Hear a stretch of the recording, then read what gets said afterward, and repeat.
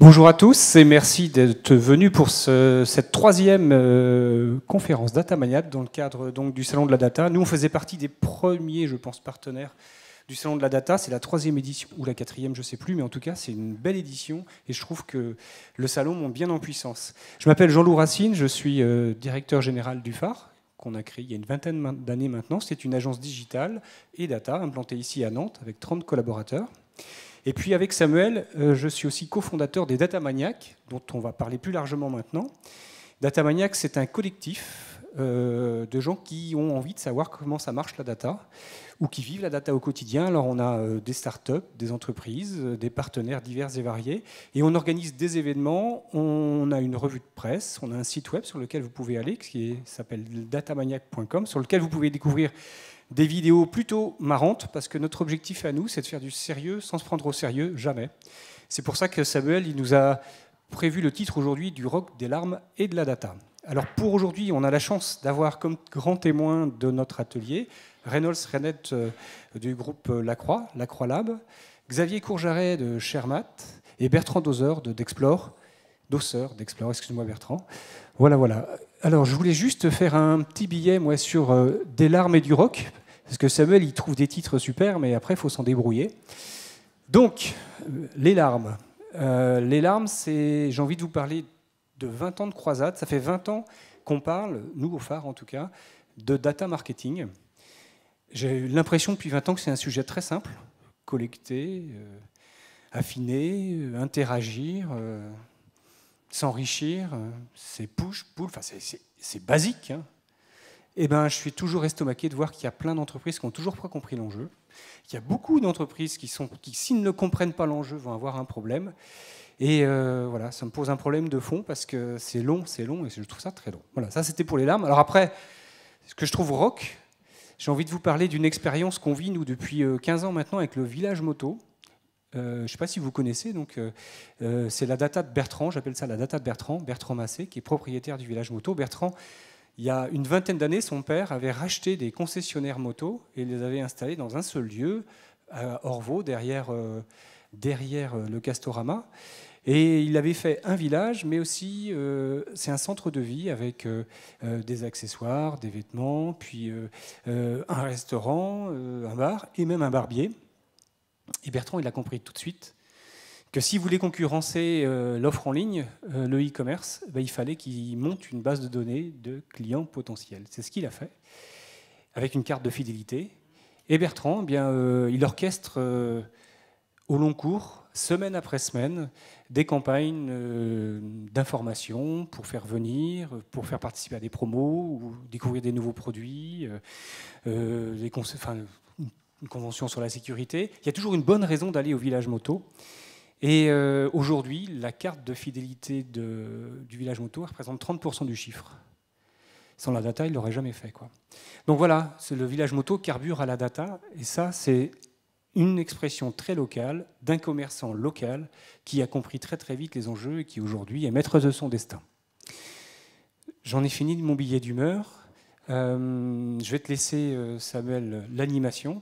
Et puis on se retrouve tout à l'heure. Merci, je prends le relais. Je vais faire très vite, on va accueillir Bertrand, mais juste avant, tac, les règles du jeu. Alors vous pouvez nous suivre sur les réseaux sociaux, vous pouvez nous trouver sur LinkedIn ou sur Twitter avec Datamaniac, sur le site, et puis si vous avez besoin de pousser un coup de gueule ou un coup de cœur, sur contact@datamaniac.com. On a 3 témoins, donc ça va aller assez vite.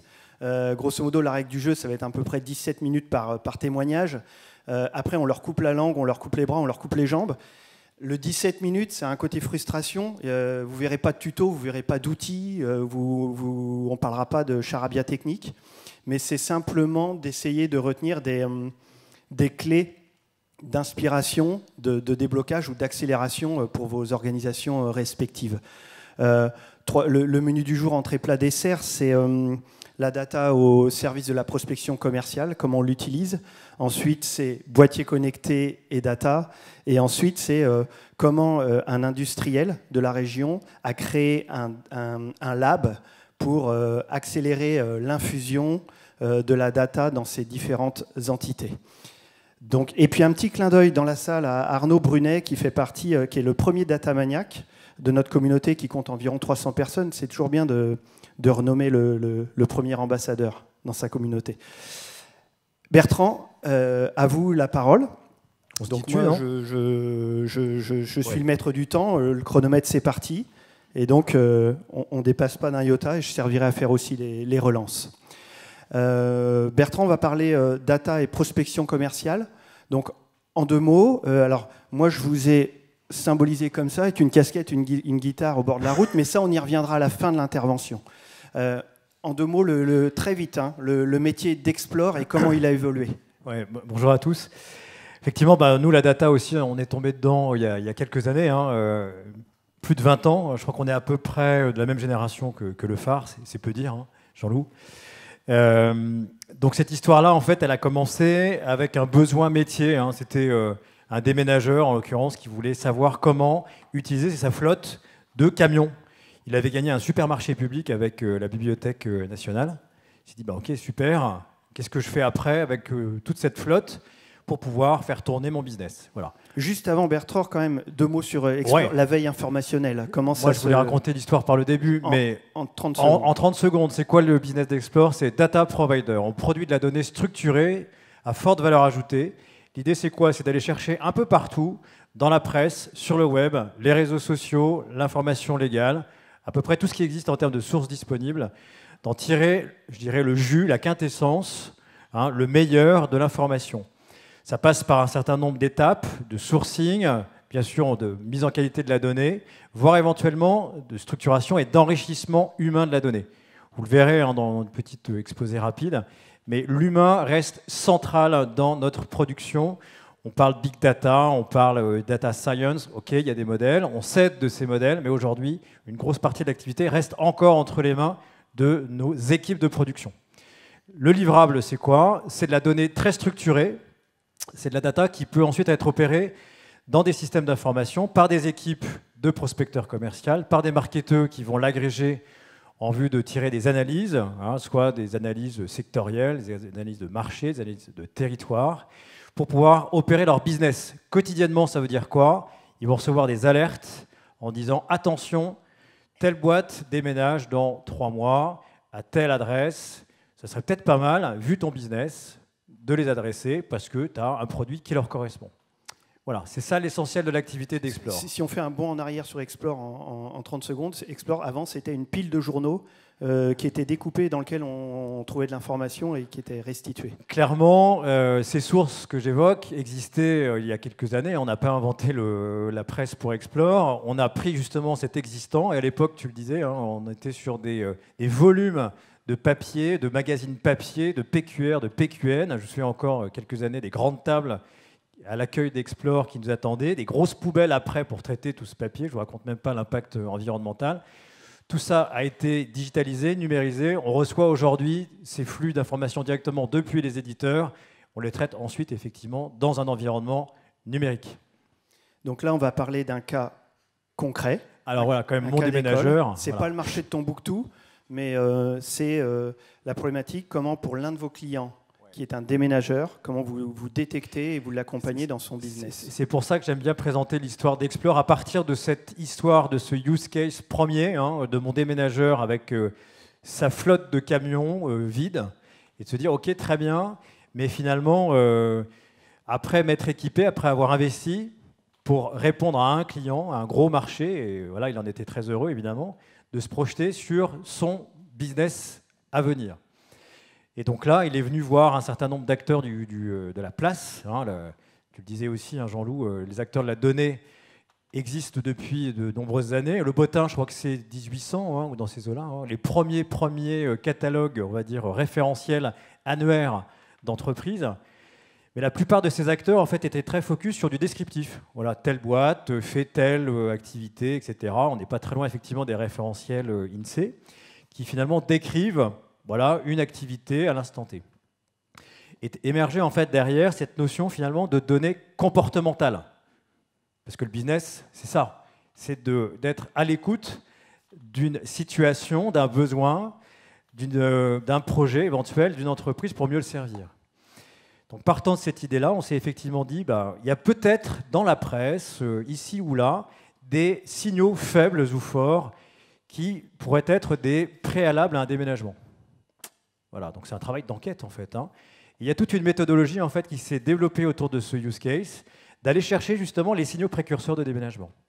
Bon, je ne vous fais pas l'histoire dans le menu détail, mais par exemple, une levée de fonds amène très souvent à un recrutement. Quand on recrute, qu'est-ce qu'on fait?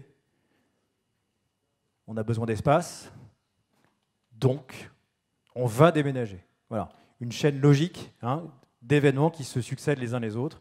Encore faut-il identifier le signal initial pour tirer la pelote, requalifier si besoin, et là on retrouve effectivement nos équipes d'opérateurs enquêteurs qui vont aller vérifier, valider cette information avant de la diffuser, évidemment.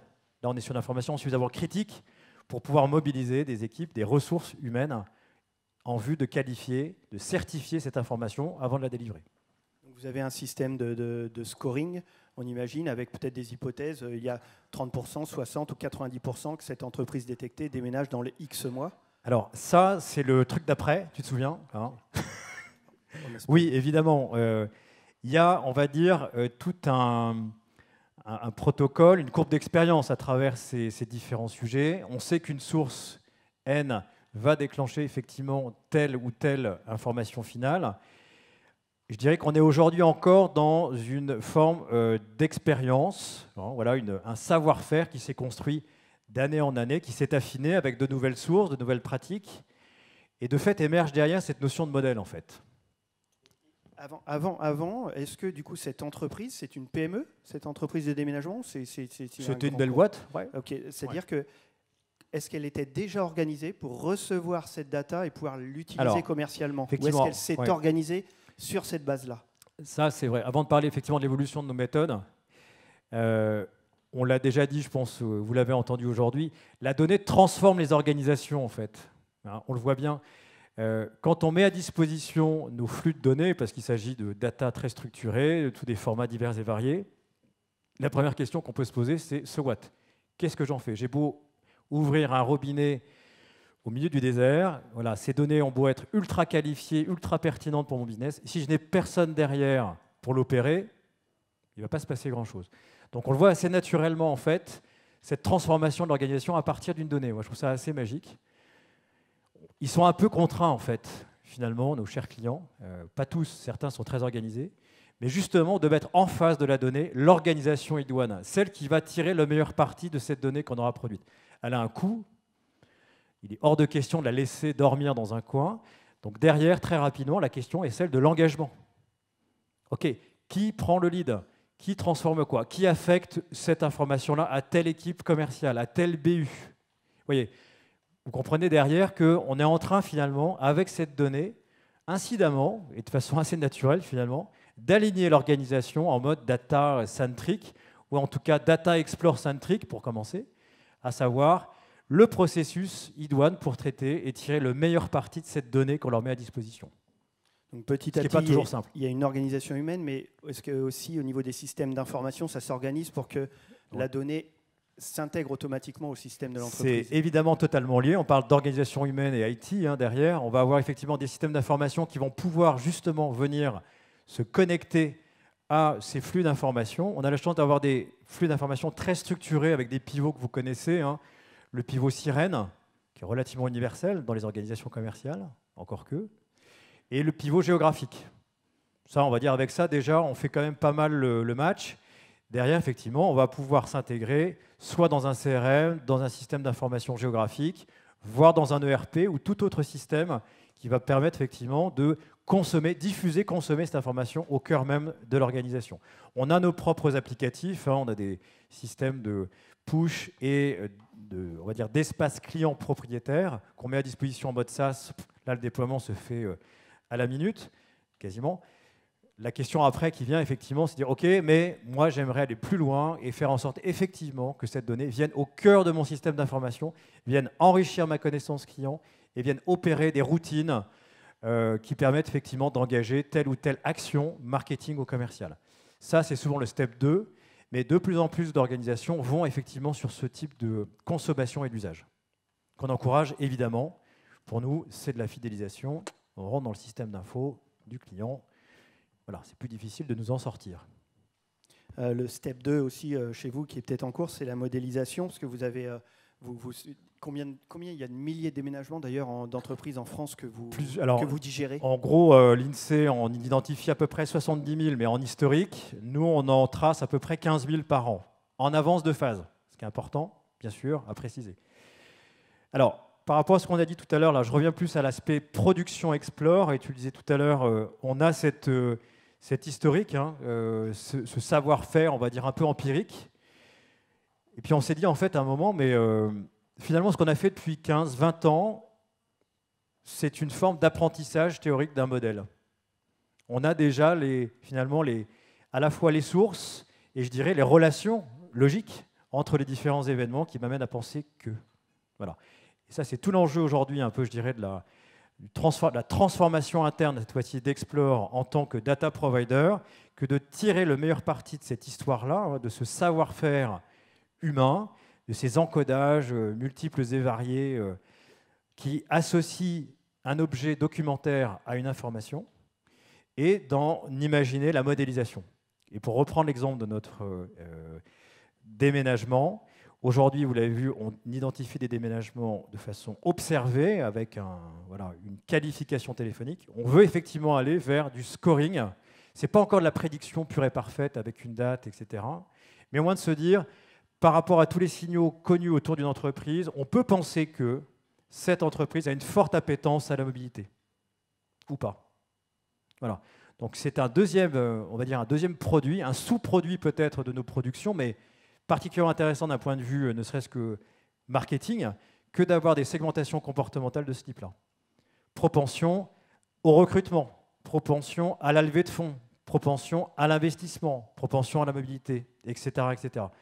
Finalement, tout ce qu'on a construit depuis des années, tout ce qu'on a observé de la réalité vraie des entreprises, de leurs projets, effectivement, l'idée, c'est de pouvoir maintenant passer à une logique de modèle pour, d'une part, aider et soutenir la production, d'avoir des cas, des suspects, on va dire, plus intéressants à traiter d'un point de vue de l'approche humaine, par exemple, mais aussi d'avoir des produits alternatifs de type score, comportementaux. Voilà, les marketeurs dans la salle, peut-être, auront quelques idées en termes d'exploitation.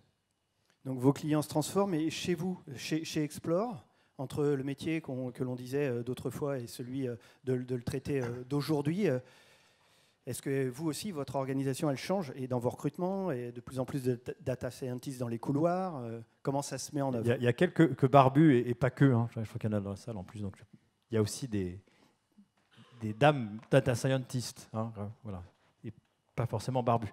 Bref, alto cliché. En tout cas, oui, bien sûr, depuis à peu près 3 ans et demi, on a effectivement une nouvelle génération de collaborateurs qui vient, alors d'une part, plutôt, on va dire, côté, je dirais, production, soutenir avec justement cette nouvelle capacité à modéliser la donnée, à assister la production elle-même, à faciliter son job, tout le travail effectivement de dédoublonnage, cleaning, voilà, proposition aussi, je dirais, de signaux plus pertinents que d'autres en vue d'une enquête téléphonique. Ça, c'est clairement effectivement du côté de la data science que ça se passe. Et puis il y a aussi un autre angle très intéressant qu'on n'a pas forcément évoqué ici, qui est le data analytics. Greg, ici présent, pourra vous en dire plus si vous le souhaitez, qui consiste cette fois-ci non pas tant à travailler la donnée elle-même en tant que telle, mais de la restituer sous des formats plus pertinents peut-être en termes d'analyse décisionnelle. C'est-à-dire de la carto, de la géomatique même, puisqu'on est dans des environnements digitaux. Donc les cartes sont elles-mêmes digitalisées, je dirais dynamiques en termes d'usage, et tout ce qui est autour du reporting, dashboard, donc la capacité aussi à pouvoir agréger ces données, celle du client aussi, éventuellement parallèlement aux nôtres, de façon à avoir des visions marché dynamiques, de voir ce qui est opéré par les équipes d'une part, et ce que Explore dit de ce marché par exemple, d'autre part. Juste pour donner une idée, il y a combien de collaborateurs chez Explore, et un peu cette task force data, ça représente combien de personnes, une équipe R&D? Alors tout est data, hein, on est data du sol au plafond, mais pour répondre à la question, aujourd'hui le pôle R&D, on va dire c'est 5 personnes, la partie data analytics 10 environ, Je rajouterai aussi un petit étage à la fusée. Je suis désolé, mais voilà, tu me poses la question des équipes Explore. On a aussi, depuis quelques mois, accueilli dans nos murs un intégrateur de solutions Microsoft. L'idée étant aussi de se rapprocher de ces écosystèmes d'éditeurs. Là, on a carrément fait venir à la maison. Donc Gestinov, pour ne pas les nommer, qui vont justement nous aider à être encore plus pertinents en termes d'intégration dans les systèmes d'information tiers. On se dit que Microsoft n'est pas le plus déconnant parce qu'ils sont quand même assez présents dans les entreprises, quoi qu'on en dise, en France.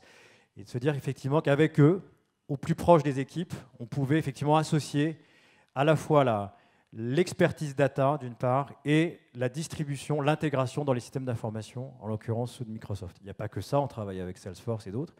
Mais en tout cas, le choix premier a été effectivement celui-là. Alors, il nous reste 2 minutes pour conclure sur votre cas perso avec votre casquette et votre guitare. Vous êtes un homme de marketing. Oui.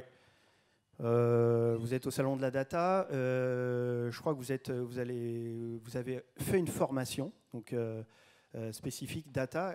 En combien de temps? Comment ça se passe Et est-ce que c'est pour devenir data scientist? Alors, pas du tout. Je ne suis pas assez barbu pour ça. Surtout, l'idée, c'est de se dire que, en tant que marketeur, il me fallait absolument au moins comprendre ce que me racontaient les équipes. Ça, c'était le prérequis. Comprendre. Ne veut pas dire faire. Ça, c'est essentiel. Comprendre aussi pourquoi, pour se donner quelques perspectives en termes de roadmap, de se dire effectivement, OK, j'ai normalement une bonne vision du besoin client et parallèlement à ça, j'ai une vision de la capacité aussi qu'on aura demain à pouvoir proposer autre chose. On l'a évoqué avec ne serait-ce que ces modèles de score et autres. Voilà, c'était de réconcilier un peu ces deux mondes et de se dire finalement, en tant que marketeur, c'était pas déconnant d'avoir cette culture data. Alors, c'était des formations, je pourrais vous en parler si vous voulez après la conf. Concrètement, ça dure 1 an? Ça dure 1 an, c'est ce qu'on appelle les Executive Masters. Il y a d'autres formats que celui-là, mais celui-là est pas mal parce que c'est une quinzaine de jours, on va dire, full-time, avec une note opérationnelle qui vient sanctionner en fait cette formation. C'est la rencontre effectivement avec des data scientists, avec des architectes, avec des chief data officers, avec des juristes. Voilà, avec tout cet écosystème d'interlocuteurs qui peuvent d'ailleurs être les nôtres aussi aujourd'hui et demain, et de comprendre un peu les sous-jacents techniques, mais aussi leurs besoins, leur façon de travailler, tout ce qui tourne autour aussi des méthodologies de projet, voir comment s'intégrer aussi dans ces nouvelles réflexions, dans ces nouvelles méthodes, dans ces nouveaux environnements, avec ces nouveaux interlocuteurs. Donc on est dans désiloter les métiers, les discours et les sujets de réunion, quoi. Ouais, évidemment. C'est aussi, c'est que le début, mais c'est infusé aussi auprès de nos propres équipes. Je dirais, c'est cette culture un peu nouvelle. On parle data chez nous, mais finalement, il y a plein de façons d'en parler. Une façon un peu différente d'amener les sujets, c'est sûr. Rassurer aussi. Hein, c'est vrai qu'aujourd'hui, pour des opérateurs, je dirais, dans des environnements traditionnels de data provider comme nous sommes, 20 ans de métier, ok, ça veut dire quoi quand en face de moi, je vois arriver un data scientist qui me dit « Mais attends, moi j'ai un super modèle, tu vas voir, je te sors les scores, machin, etc. » Forcément, derrière, il y a de l'inquiétude, ou en tout cas, il y a du questionnement. Voilà. Et c'est ça aussi qu'il faut accompagner dans cette transformation. Donc ça peut être un message aussi qui est entendu, c'est homme de marketing pouvant s'acculturer de la data avec cette formation. Bertrand, merci. Ouais, coupage de langue, coupage de gorge. Suivant. Xavier, je refais une petite page de pub pour les réseaux sociaux, comme ça pour augmenter notre communauté de data maniaques. Xavier, on va parler data et objets connectés et de l'histoire de Shermat. Xavier, c'est quelqu'un qui aime bien jouer au Lego. J'essaye de faire en 2 mots. Shermat propose aux entreprises qui travaillent dans le domaine qui travaillent avec des engins TP, des engins de chantier, tractopelle, grue, j'en connais pas d'autres, de disposer un boîtier connecté sur ces engins pour collecter de la data. En 2 mots. Donc, sans redire ça, Xavier, pourquoi cette envie de disposer un boîtier connecté sur ce genre d'engin? Alors, on va y revenir. L'idée, c'était de servir les utilisateurs. C'est-à-dire qu'on a aujourd'hui des mécanos qui sont jeunes, qui ont 20, 25 ans, 30 ans, Et aujourd'hui, ils n'ont pas de carnet digitaux d'entretien de la machine. Quand ils arrivent sur un bulldozer ou sur des choses beaucoup plus simples, ça peut être des détecteurs de gaz, ça peut être des choses assez sensibles en termes de sécurité. Ils sont censés faire l'entretien, le contrôle technique, des choses comme ça, et ils ont très très peu de données digitales, où quand elle est fournie, elle est dans le RP, il n'y a pas de collaboration entre autres organisations. Et du coup, on a voulu servir ces jeunes-là qui avaient déjà ces idées-là plus ou moins dans les cartons, mais qui étaient complètement frustrés parce qu'ils ont Instagram, Facebook, Twitter à la maison, et quand ils arrivent au boulot, on leur donne une tablette inutilisable, et ils sont à 18h le vendredi soir sous la pluie en train de faire leur rapport activité sur un truc qui ne marche pas. Donc il y a un décalage entre ce qu'on a B2B dans les entreprises et ce que les jeunes voyaient à la maison. Donc là, on s'est dit, il faut qu'on aide ces jeunes-là à être aussi agiles dans leur métier, avec des nouvelles technos, quel que soit le support. On parle du tractopelle, mais ça pourrait être n'importe quoi, et de les servir là-dessus. Est-ce que aussi on peut parler de l'idée de départ qui est la sous-utilisation, de créer du sharing? Il y a un côté business aussi, bien sûr. Tout le monde a plus ou moins utilisé Airbnb, Blablacar, ainsi de suite. Dans le B2B, c'est en train d'arriver. On n'est pas encore en train de se passer les usines, mais ça va peut-être arriver un jour. Et dans les TP, c'est exactement ça. C'est-à-dire qu'on a des engins de TP. Quand on met un petit boîtier ou quand on a la télématique du constructeur, on est capable de voir, elle est affectée pendant 6 mois, 1 an sur un chantier, et on se rend compte qu'elle a tourné 4% du temps. Et donc 4% du temps, ça veut dire qu'on serait capable de la louer pendant quelques semaines, voire quelques temps, dans un rayon de 100-150 km à côté, plutôt qu'écologiquement aussi aller chercher une machine qui a 500 bornes pour la ramener à côté, alors qu'à côté, elle est sur un chantier, elle ne tourne pas. Donc il y a un côté sous-utilisation, et on était jusqu'en Californie pour voir des modèles dans cet environnement-là. Et ce que vous avez aujourd'hui dans le B2C, en Airbnb ailleurs, arrive complètement dans le B2B. Donc, pour pouvoir faire du sharing et collecter de la data d'utilisation du matériel, c'est de coller un boîtier connecté, c'est aimanter un boîtier connecté sur la machine. La problématique, elle est là, c'est qu'aujourd'hui, on a des constructeurs qui mettent des boîtiers comme ce que vous avez dans vos voitures, qui se connectent sur le Buscan, qui récupèrent le régime moteur, plein d'informations super utiles pour le constructeur pour améliorer l'usine et sa machine. Mais finalement, sur le terrain, les gens se servent quoi? C'est le compteur, alors au lieu que ce soit des kilomètres, c'est des heures, et la géoloc. Est-ce que la machine est toujours sur le chantier? Est-ce qu'elle est sortie? Et donc là, on avait besoin de faire un boîtier le moins cher possible, qui n'existait pas encore sur le marché. Et on a été voir des ingénieurs de chez Sigfox en leur posant la problématique, en disant on a besoin tout simplement, avec le même accéléromètre que vous avez dans votre téléphone, de détecter quand est-ce qu'il y a une vibration, et avec le même GPS, la même puce, et tout ça, de mettre ça dans un boîtier avec des piles, et de le rendre autonome. C'est bien que la personne reçoit en colissimo son boîtier, elle le colle avec des aimants industriels sur la machine, et ça commence déjà à collecter la data. Donc ça c'est simple, aujourd'hui il y en a plein qui le font, on a lancé un petit peu le mouvement, tant mieux, mais l'IoT c'est juste le tout début d'une vague immense, je pense que chez Lacroix vous la voyez venir aussi, qui va inonder complètement le marché. Donc on est une petite solution qui permet de récupérer cette donnée-là, puis après on la fait transiter un petit peu. Donc c'est géolocalisation et temps d'utilisation de la machine. Temps d'utilisation, alors ça pose quelques problèmes, hein, parce que quand il y en a certains qui veulent faire leur piscine le week-end avec le tracto, maintenant on les voit, donc c'est un peu gênant. Mais dans ce cas-là, ils enlèvent le boîtier avec les aimants, c'est encore plus pratique, parce que plutôt que d'arracher un boîtier qui est branché sur la batterie, là ils ont juste à le poser et ils vont faire la piscine tranquillement. Avec quel réseau vous captez ces données? Sigfox, LoRa? Alors aujourd'hui, il y a du Sigfox, il y a du LoRa, il y a l'ancienne 2G qui devient du NB-IoT, qui est en train d'être déployé au niveau mondial, qui va transformer tout ça. Donc là, il y a tous les réseaux. L'objectif, c'est qu'on transfère très très peu d'informations. Donc on transfère 12 octets toutes les 10 minutes, tous les quarts d'heure, toutes les 2 demi-heures. Donc 12 octets, ça ne fait pas beaucoup de place. Ça nous permet de remonter la géoloc, ça nous permet de remonter la température, la pression atmosphérique à la limite, et un temps d'utilisation en minutes. Et ça remonte ça très régulièrement. Comment vous avez créé ces boîtiers? Qui vous les premiers boîtiers? Alors, Et combien de temps ça prend? Est-ce que ça prend 2 ans? Est-ce que ça prend 6 mois ou... Ça a pris 1 mois. 1 mois? Ça a pris 1 mois. On a eu 2 ingénieurs de Sigfox pendant un mois, des fous furieux.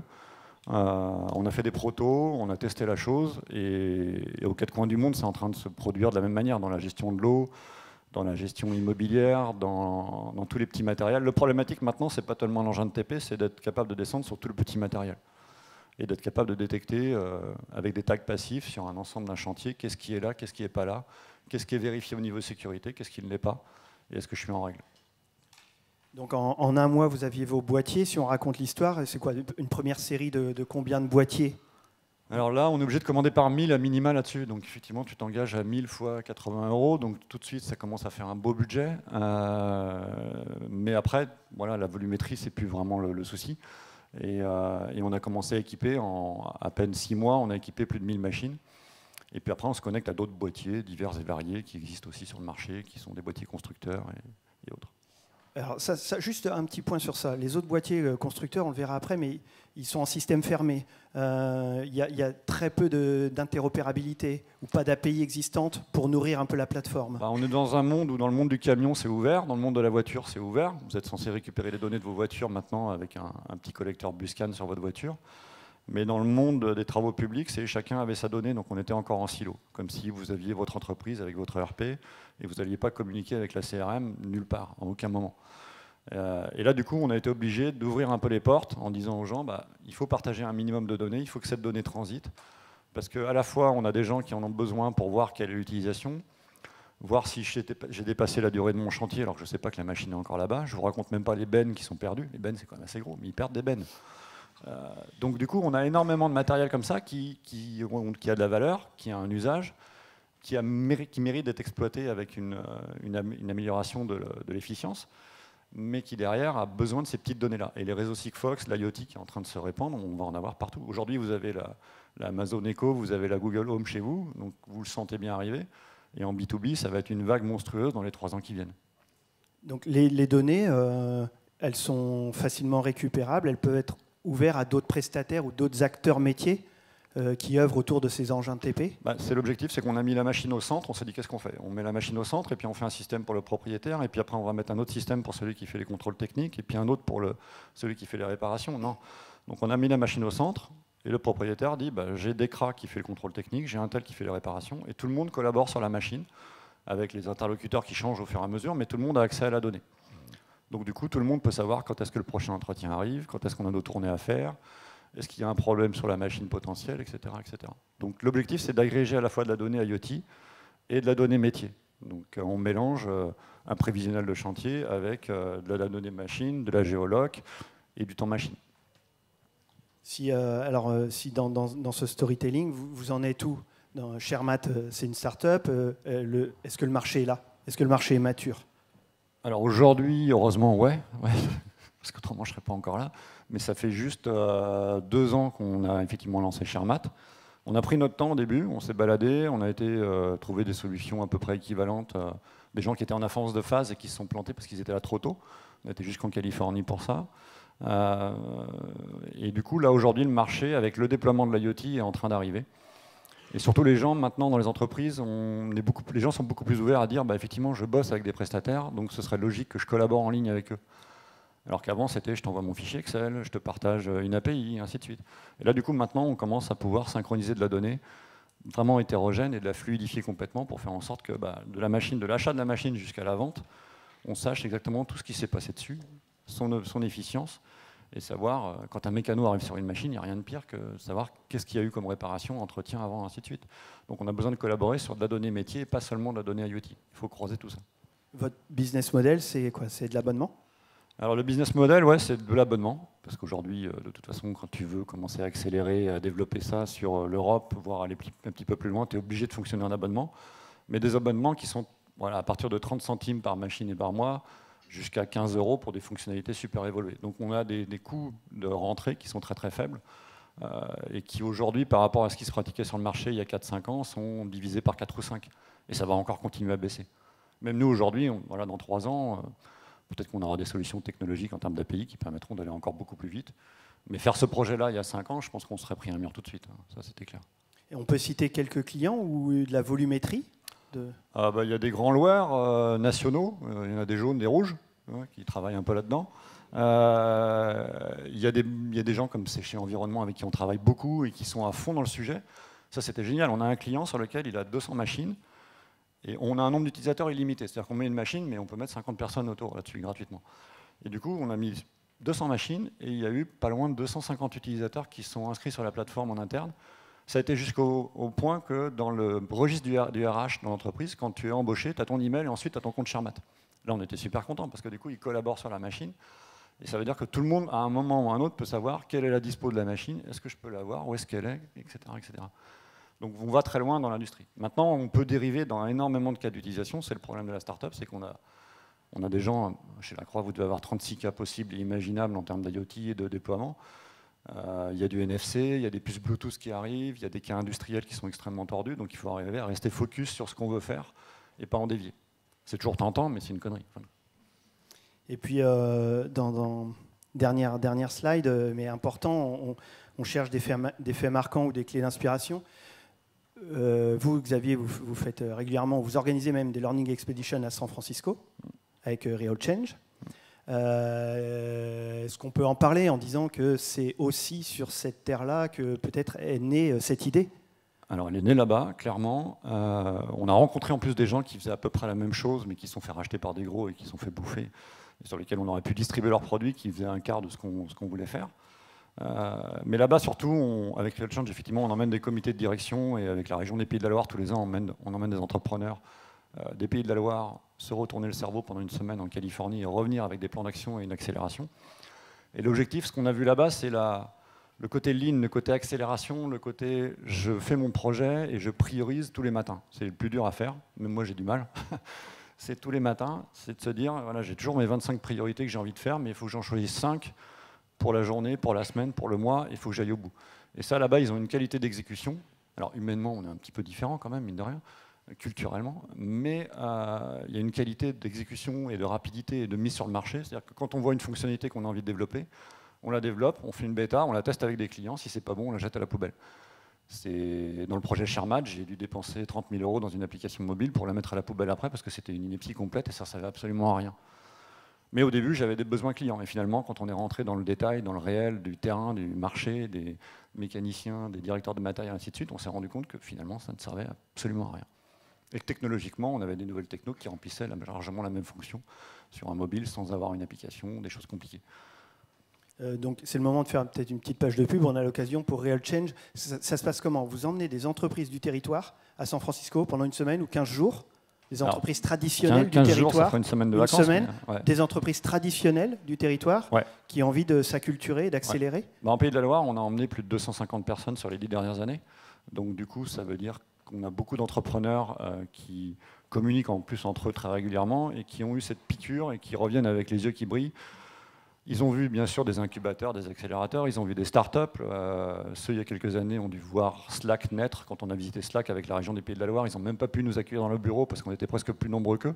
Aujourd'hui, ce ne serait pas la même chose. Airbnb, quand on est allé voir au tout début aussi, c'était vraiment passionnant. Donc on voit des gens sur lesquels on touche des projets qui nous montrent la manière dont ils font l'itération du projet, la manière dont ils la réalisent. Alors bien sûr, ils ont des fonds financiers bien plus importants que nous, mais en termes d'agilité, on est aussi fort qu'eux, on n'a rien à craindre. Donc on est capable d'aller aussi vite qu'eux si on arrive à se donner le droit à l'échec, le fait d'accélérer très vite, de mettre des délais très courts sur les projets et de ne pas se donner à la française un délai, de dire bon, on va monter un projet, on va attendre 6 mois, voir ce que ça donne, le tester. Non, là-bas c'est 3 semaines. Et là on se dit 3 semaines, c'est pas possible. Mais si. Donc du coup, on apprend ça en fin de compte là-bas, même en une semaine. Et à la fin de la semaine, on revient, on fait 2 demi-journées de plan d'action, une synthèse de groupe et puis une synthèse individuelle où chaque dirigeant, et on a encore des dirigeants qui ont été il y a plusieurs années, qui ont encore ce paperboard affiché dans leur bureau, qui est leur plan d'action pour les 3, 4, 5 prochaines années qu'ils ont décrit. Donc c'est à la fois des grands capitaines d'industrie, des startups aussi qui sont venus, les gens de la cantine, l'écosystème de la cantine est venu très régulièrement, et puis tout l'écosystème industriel de services est venu aussi. Et on continue, on a encore une learning mi-novembre, il reste de la place d'ailleurs s'il y en a encore veulent. Financé à 50% par la région des Pays de la Loire, merci la région.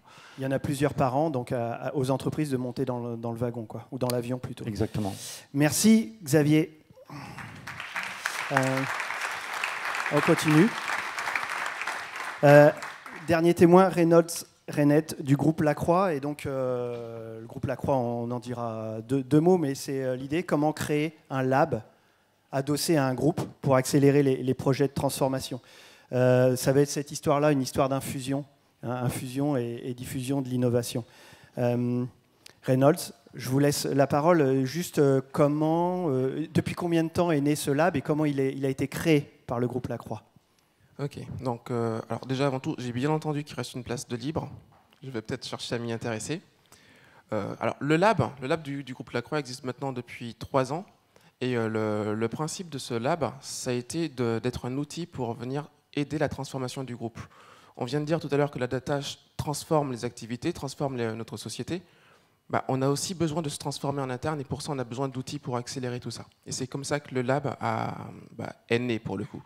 Et pour le coup, au niveau de la création du lab, ça n'a pas été vraiment du top-down. Certes, on avait le sponsor qui était le PDG du groupe, mais lui en fait il a ouvert les canaux pour qu'une communauté interne de différents techniciens, marketeurs, responsables de bureaux d'études, etc., puisse dire si on devait faire un lab, à quoi est-ce qu'il ressemblerait? Qu'est-ce qu'on permettrait de faire? Et pour faire ça, donc, on a monté cette communauté d'une 60aine de personnes qui ont travaillé au fur et à mesure à décrire ce qu'était le lab.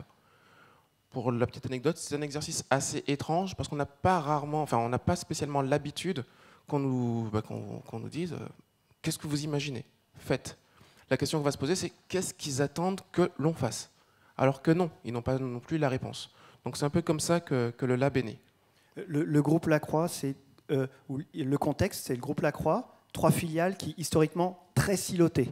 Alors effectivement, le groupe Lacroix, c'est 3 activités, 3 métiers. Un métier donc dans tout ce qui est lié à l'optimisation et l'orientation des flux de personnes et de véhicules. Concrètement, sur la voie, ce que vous voyez, les feux tricolores, les panneaux directionnels, ça va être une des premières activités du groupe Lacroix, donc Lacroix City. Après, on va avoir un EMS, donc une sous-traitance en cartes électroniques. Donc là, Lacroix Electronics, pour tout ce qui est les cartes qu'on va retrouver donc, dans les avions, dans les voitures, l'IoT, donc dans tous ces objets-là, c'est vraiment de la sous-traitance. Donc là, c'est vraiment le plus gros des effectifs, c'est la machine à gaz. Ouais. Et puis ensuite, on va avoir donc Lacroix Environnement, où là, on va être dans la conception et la commercialisation d'automates de télégestion.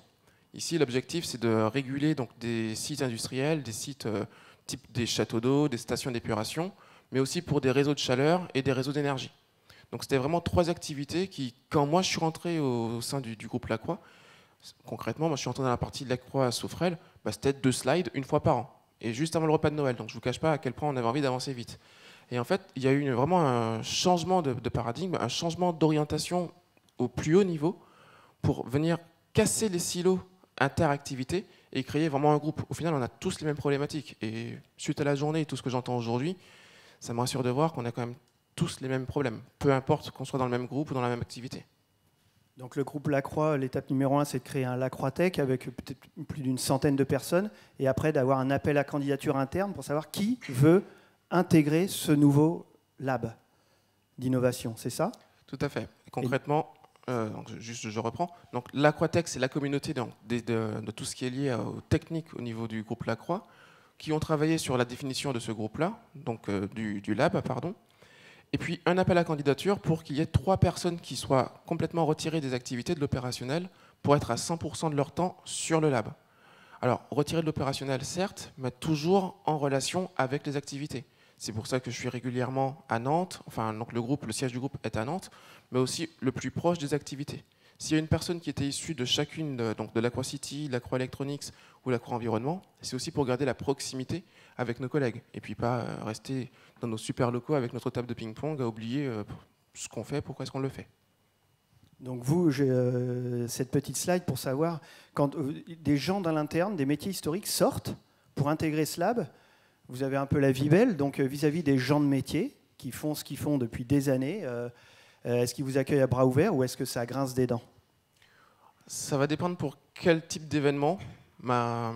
Concrètement, le groupe Lacroix, c'est un groupe industriel qui a quand même presque 90 ans et qui a comme histoire de vendre des produits. Comme beaucoup des groupes que l'on rencontre aujourd'hui, on a toujours commencé par « on vend des produits ». Et aujourd'hui, tout ce qui est lié aux aspects data nous emmène quand même sur une autre façon de voir les choses, où on s'intéresse à qu'est-ce que fait le client avec nos produits.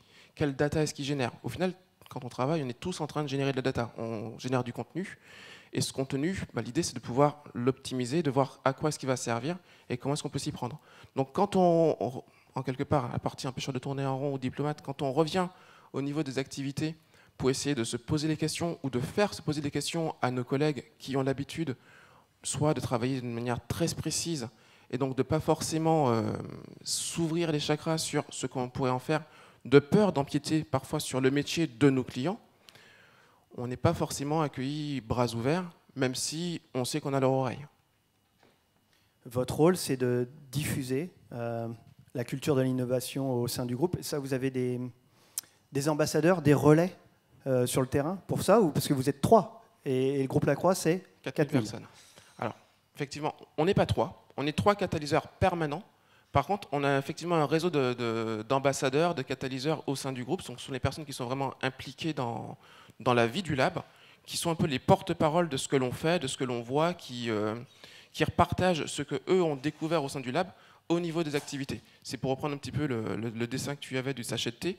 C'est grâce à notre réseau d'ambassadeurs qu'on va venir infuser les méthodologies, les technologies que l'on brasse au niveau du lab. Et est-ce que vous rendez votre copie tous les mois, je sais pas, au président, au copil quel projet sort du lab et comment ce projet il est voté, accepté pour qu'il émerge? Alors, au niveau de la gouvernance du lab, il y a un point qui est quand même très important, c'est qu'on a l'appui du top management. Pour le coup, on a Vincent Bedouin, on a les directeurs de chacune des activités qui nous donnent de leur temps, au moins une fois par mois, pour savoir où on va, savoir quelles sont les différentes technos, les différents événements que l'on a prévu de voir, et puis nous aider aussi sur à quel moment est-ce qu'il est plus opportun de faire tel type de restitution sur l'avancée des projets.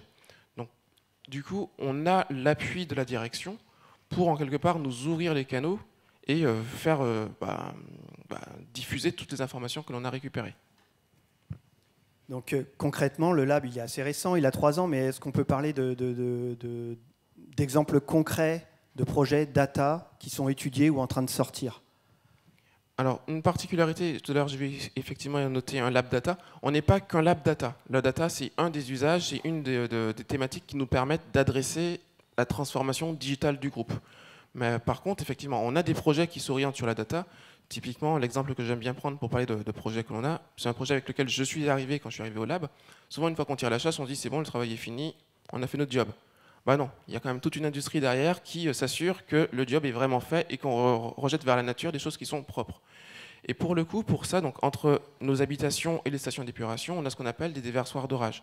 Déversoirs d'orage, concrètement, une fois qu'il pleut, l'idée c'est de se dire que les eaux, le surplus d'eau, pour ne pas l'envoyer dans l'usine, enfin dans la station d'épuration, qui irait tuer les bactéries que l'on a besoin pour faire le travail, on les rejette dans la nature, quand tout se passe bien. Souvent, tout ne se passe pas bien. Et donc, du coup, heureusement, il y a quand même des institutions, il y a l'agence de l'eau, il y a la police de l'eau qui est là pour vérifier qu'on ne rejette pas n'importe quoi en permanence dans le milieu naturel. Et heureusement, parce que je ne vous parle pas du merdier, pour le coup. Concrètement, sur ça, un des projets data qui est venu en interviewant certains de nos clients, c'est comment faire pour les aider à identifier les déversements. Les déversements qui craignent. Concrètement, quand est-ce qu'il y a un déversement alors qu'il n'y a pas de pluie? Et un projet data, du coup, est né de cela pour voir comment est-ce qu'on pouvait les aider. Et puis, d'autres projets data, pareil, au niveau de comment faire pour optimiser aussi donc, la détection de collisions entre les véhicules et les animaux, est aussi né au niveau du lab. Donc, non pas pour faire une offre de service, mais pour aider à la fois donc, les commerciaux en interne, mais aussi aider les collectivités à prendre les bonnes décisions grâce à des données qu'on retrouve sur l'Open Data.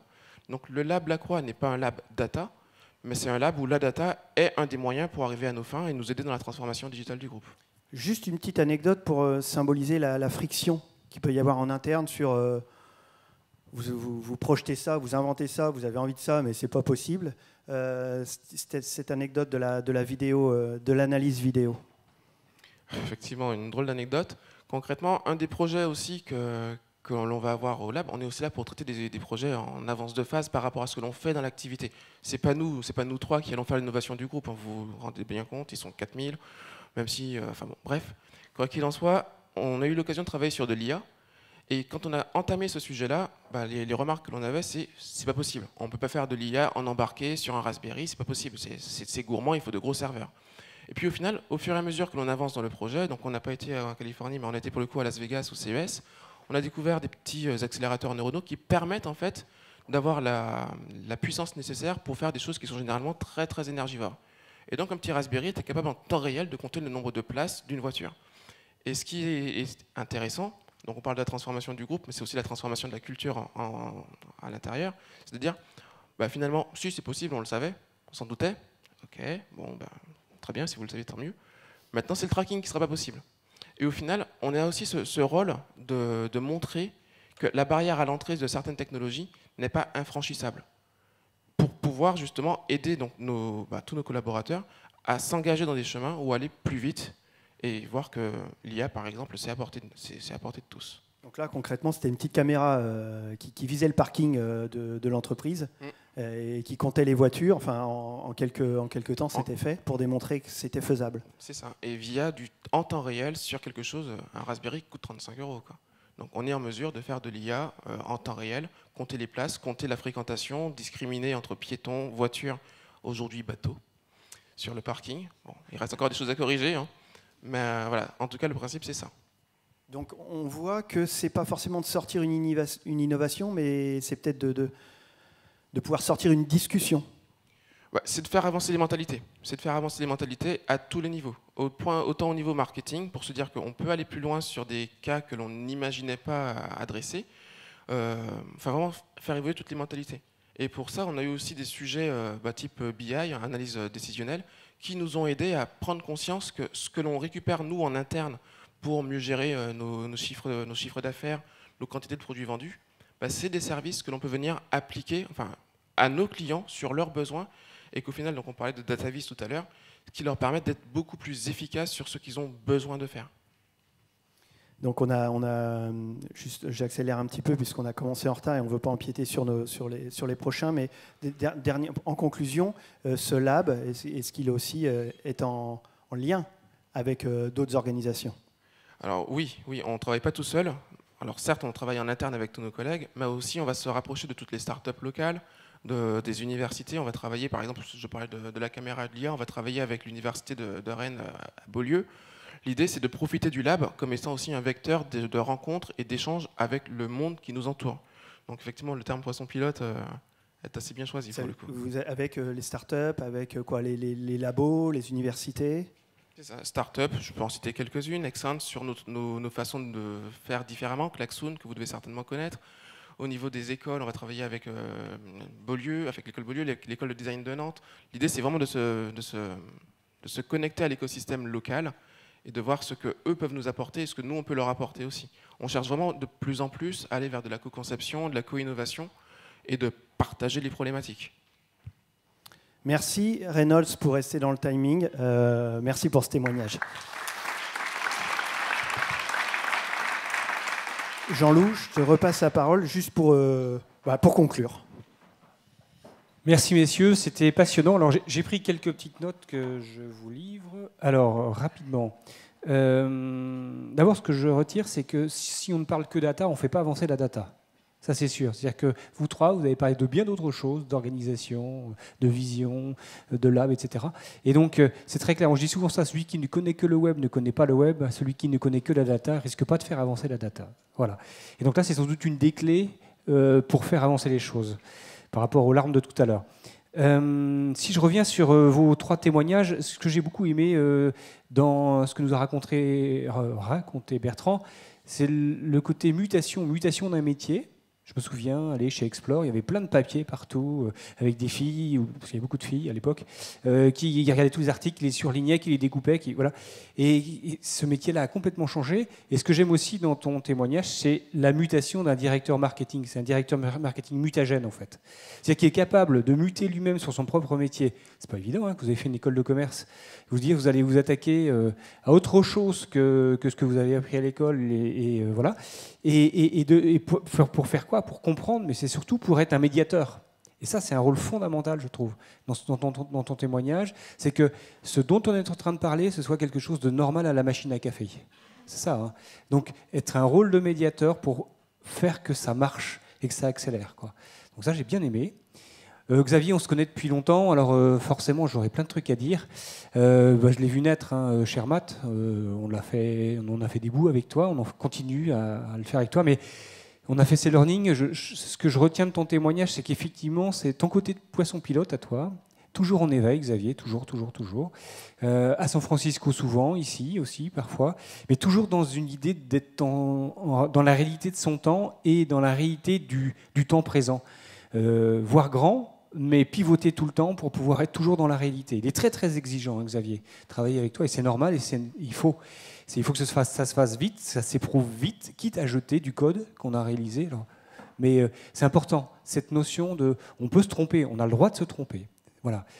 Et puis surtout aussi, ce que j'ai retenu, c'est ce côté usage. L'histoire, tu as commencé à l'expliquer depuis les utilisateurs. Et voilà. Et puis pour ce qui concerne ton témoignage, Reynolds, un lab, c'est pas banal, quoi. Dans un groupe comme La Croix, un groupe de 4000 personnes, organisé très très très en silo, avec trois entités, c'est ça, de départ, qui fatalement ne se parlaient pas, ou alors évidemment parlaient d'elles par PowerPoint interposé, créer un lab, mais un lab qui permet de lutter contre les silos. On voit bien que la data, là, en l'occurrence, elle aide à accélérer l'organisation de l'entreprise. C'est vraiment un outil de gouvernance pour moi. On parle beaucoup de gouvernance d'ailleurs dans la loi Pacte, je ne sais pas si ça vous parle, hein, donc, une loi qui a été édictée il y a 4-5 ans maintenant, et puis donc, les entreprises ont à travailler sur leur raison d'être, mais aussi sur leur gouvernance.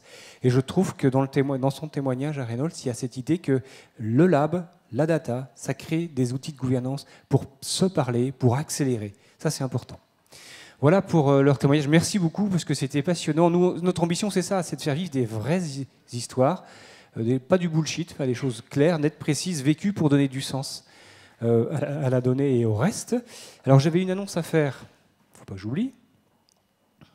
Oui, c'est ça. Donc on a une marotte chez les data maniacs depuis un moment. C'est qu'on croit beaucoup que la data va participer au capital des entreprises, notamment sur la partie immatérielle, de valorisation immatérielle des entreprises. Et force est de constater qu'aujourd'hui, il n'y a pas de...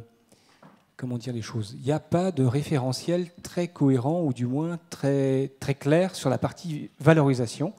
Et l'ambition qu'on a là, c'est de créer un référentiel avec la place financière de Nantes pour pouvoir poser un marqueur d'un référentiel de la donnée dans le capital des entreprises. Et donc on crée avec NAPF, Nantes Atlantique Place Financière, un cycle de 5 ateliers. On va faire intervenir des experts sur différents sujets qui tournent autour de la donnée pour se doter d'un référentiel ou au moins d'un début de quelque chose.